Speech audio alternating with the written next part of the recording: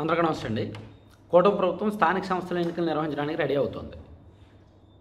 Actually 2026 మార్చి నాటికి ఈ మార్చి, April and November ఈ మూడు అంటే మార్చి నాటికల్లా ఎంపీటీసీ, జెడ్పీటీసీలు, ఏప్రిల్ నాటికేమో సర్పంచులు, మున్సిపాలిటీలు ఏమో మేబీ నవంబర్ వరకు అనుకుంటా.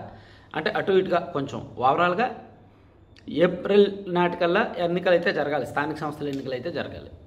అయితే ఈ ఎన్నికల్లో కూటమి ప్రభుత్వం దానికి సంబంధించి గ్రౌండ్ లెవెల్లో క్యాడర్ని యాక్టివ్ చేశారు.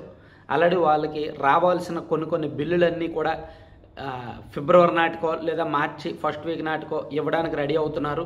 ఎందుకంటే ఈ ప్రభుత్వం వచ్చిన తర్వాత కొన్ని బిల్స్ వర్క్స్ చేశారు కదా, వర్క్స్కి సంబంధించిన బిల్లులు చాలా వరకు వర్కులన్నీ కూడా కూటమి కార్యకర్తలే చేసుకున్నారు కాబట్టి వాళ్ళకి బిల్స్ పెండింగ్ ఉన్నాయి కాబట్టి అవన్నీ కూడా మార్చిలోగా క్లియర్ చేస్తామంటున్నారు. ఇంకా అక్కడక్కడ క్యాడర్లో ఎక్కడైనా అసంతృప్తి ఉంటే ఎందుకు ఉంది అనేది మీరు కనిపెట్టండి అని చెప్పి ఆల్రెడీ లోకేష్ గారు ఆ జిల్లా ఇన్ఛార్జ్ మంత్రులకు అండ్ జిల్లా సీనియర్ నాయకులకు అండ్ ఎమ్మెల్యేలకు కూడా చెప్పారు. అసలు క్యాడర్ ఎందుకు డిసప్పాయింట్ అవుతున్నారు, ఎందుకు అసంతృప్తిగా ఉంటున్నారు, మనం మ్యాక్సిమం చేస్తున్నాం కదా, గతంతో పోలిస్తే ఇప్పుడు గవర్నెన్స్, పొలిటికల్ గవర్నెన్సే ఉంది కదా, సో అని దాని మీద అంటే క్యాడర్లో ఉన్న అసంతృప్తి పోగొట్టడానికి లోకేష్ గారు పొలిటికల్ స్ట్రక్చర్ బూత్ లెవెల్ నుంచి బిల్డ్ చేయడానికి, అంత పాజిటివ్ వైబ్స్ క్రియేట్ చేయడానికి లోకేష్ గారు ట్రై చేస్తున్నారు.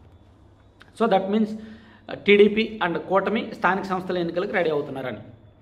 మరి వైసీపీ సమాయత్తమైందా లేదా స్థానిక సంస్థల ఎన్నికలకు వాళ్ళు ఎంతవరకు సిద్ధపడ్డారు అంటే, కొన్ని ప్రాంతాల్లో, కొన్ని జిల్లాల్లో అంటే వైసీపీ బెల్ట్ స్ట్రాంగ్గా ఉంది, వైసీపీ బూత్ లెవెల్ స్ట్రక్చర్ స్ట్రాంగ్గా ఉంది అనుకునే జిల్లాలు అంటే ఉదాహరణకు నెల్లూరు జిల్లాలో ఒక 4 నియోజకవర్గాలు, ప్రకాశం జిల్లాలో ఒక 3-4 నియోజకవర్గాలు, అండ్ కడపలో ఒక 6 నియోజకవర్గాలు, కర్నూలులో ఒక 10 నియోజకవర్గాలు, చిత్తూరులో ఒక 8 నియోజకవర్గాలు. ఇలా వైసీపీ ఎక్కడైతే కాన్ఫిడెంట్గా ఉన్నారో, వాళ్ళకి బలమైన నాయకత్వం ఉందో, వాళ్ళ క్యాడర్ గ్రౌండ్ లెవెల్లో ఎక్కడైతే యాక్టివ్గా ఉన్నారో, అలా రాష్ట్ర వ్యాప్తంగా కొన్ని నియోజకవర్గాల నాయకులు, ఆ ఇన్ఛార్జీలు కావచ్చు, నాయకులు కావచ్చు, వాళ్ళు స్వచ్ఛందంగా రెడీ అవుతున్నారు.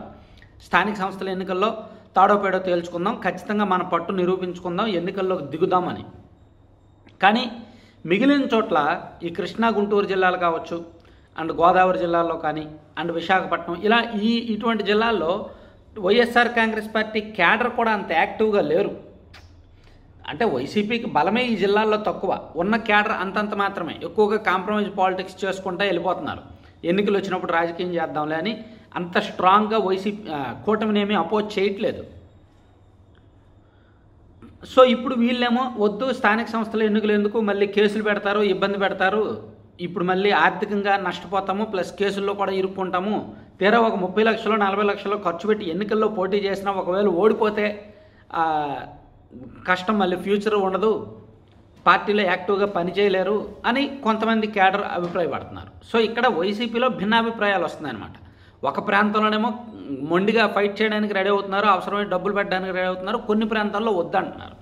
సో ఓవరాల్గా జగన్మోహన్ రెడ్డి గారు కూడా క్యాడర్ మీద కేసులు పెడితే, అంటే వైఎస్ఆర్ కాంగ్రెస్ పార్టీ అధికారంలో ఉన్నప్పుడు స్థానిక సంస్థల ఎన్నికలు ఏ విధంగా చేశారనేది వాళ్ళకి తెలుసు, ఆ వైసీపీ పెద్దలకి తెలుసు, వైసీపీ గ్రౌండ్ లెవెల్ క్యాడర్ కూడా తెలుసు. ఏకపక్షంగా చేసుకున్నారు, నామినేషన్లు కూడా వేయించలేదు, నామినేషన్లు వేసినా సరే దాన్ని విత్డ్రా చేయించారు, బెదిరించారు, కిడ్నాపులు చేశారు, భయపెట్టారు, ప్రలోభ పెట్టారు, అక్రమ కేసులు పెట్టారు, బంధించారు, చాలా చేశారు.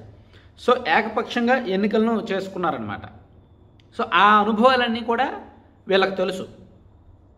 కాబట్టి వాళ్ళే అంత చేసినప్పుడు కూటమి వాళ్ళు ఇంకా అలా చేయడానికి రెడీగానే ఉన్నారు. వీళ్ళు కూడా ఏకపక్షంగా అధికార దుర్వినియోగం చేసి పూర్తి స్థాయిలో వీళ్ళకు అనుకూలంగా ఎన్నికలు నిర్వహించడానికి వీళ్ళు రెడీ అవుతున్నారు, కూటమి వాళ్ళు కూడా. సో అప్పుడు వాళ్ళు తప్పులు చేశారు కాబట్టి, ఆ తప్పులు వీళ్ళు ఇప్పుడు చేస్తారు కాబట్టి అప్పుడు వాళ్ళది పై చేయండి, ఎందుకంటే వాళ్ళు అధికారంలో ఉన్నారు కాబట్టి. కానీ ఇప్పుడు వాళ్ళు ఖచ్చితంగా తలంచాల్సిందే, కేసులు పెట్టించుకోవాల్సిందే, ఎదుర్కోవాల్సిందే, ఆర్థికంగా నష్టపోవాల్సిందే. అలా చేయడానికి వీళ్ళు సిద్ధంగా లేరు. అది ఇక్కడ వైసీపీలో భిన్నాభిప్రాయాలు వస్తున్నాయి, డిస్టర్బెన్స్ వస్తుంది, ఏం చేయాలనేది క్లారిటీ రావట్లేదు. పార్టీ పరంగా అయితే అప్పుడే నిర్ణయం తీసుకోవట్లేదు. జగన్మోహన్ రెడ్డి గారు చెప్పింది ఏంటంటే, ఆ పార్టీ నాయకులతో కేంద్ర బలగాల సహకారం అడుగుదాం, ఒకవేళ కేంద్ర బలగాల ఆధ్వర్యంలో ఎన్నికలు జరిగితే పోటీలోకి దిగుదాం, లేకపోతే మాత్రం వద్దు. ఎలాగ కేంద్ర బలగాలు రావు, కేంద్ర బలగాలు ఎందుకు వస్తాయి? సాధారణంగా ఎక్కడ ఎన్నికలు జరిగినా ప్రతిపక్షాలు ముందు కోరేది అదే, కేంద్ర బలగాల ఆధ్వర్యంలో ఎన్నికలు జరగాలనే కోరుతారు. కానీ అది జరిగే పని కాదు. అవి ఎక్కడో ఏజెన్సీ ప్రాంతాల్లో జరిగితే జరుగుతాయి. కానీ ఆంధ్రప్రదేశ్లో జరిగే అవకాశం అయితే ఉండదన్నమాట. సో నాకు తెలిసినంత వరకు దాదాపుగా ఒక 90% వరకు వైసీపీ స్థానిక సంస్థల ఎన్నికల్లో యాక్టివ్గా పోటీ చేసే అవకాశం లేదు, పోటీ చేసే ఉద్దేశం లేదు. కానీ మరి 10% ఏంటంటే అక్కడ లోకల్ నాయకత్వాన్ని బట్టి వాళ్ళ మీద ఆధారపడి వాళ్ళ అభిప్రాయానికి వదిలేస్తారు. పార్టీ పరంగా అయితే మాత్రం అంత సీరియస్గా తీసుకోరు అనేది మనకున్న సమాచారం. Thank you.